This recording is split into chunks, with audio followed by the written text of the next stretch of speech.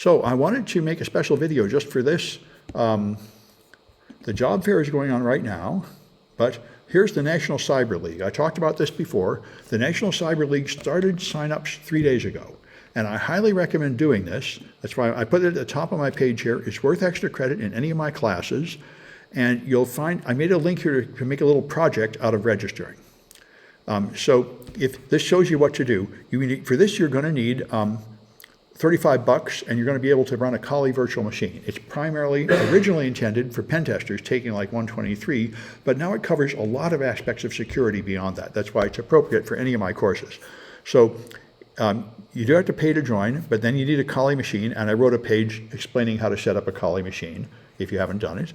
And then you have to register here, log in, and then tell it to allow your coach to observe your process by putting in this URL. And then I'll be able to see how many problems you've solved. And it's just about puzzles to solve. There's a gymnasium of practice challenges to do, and then there's a couple of official competitions where you compete against other students. So I highly recommend doing this. If you're just a new beginner and struggling with all the projects, then maybe you don't want to do this. Maybe you should just stick to the official projects. But if you're ready for something a little more challenging than that, I highly recommend this.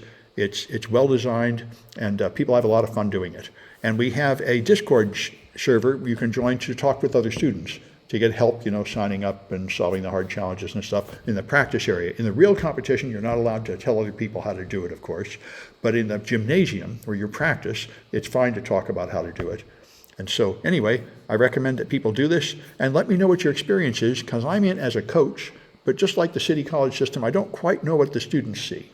So if anybody signs up and has any troubles, let me know, and maybe I can help with the instructions or something after I get to see more like what it looks like to the students. But anyway, I wanted to mention that. I highly recommend checking it out if you're willing to take on a little more of a challenging situation than my standard homework projects.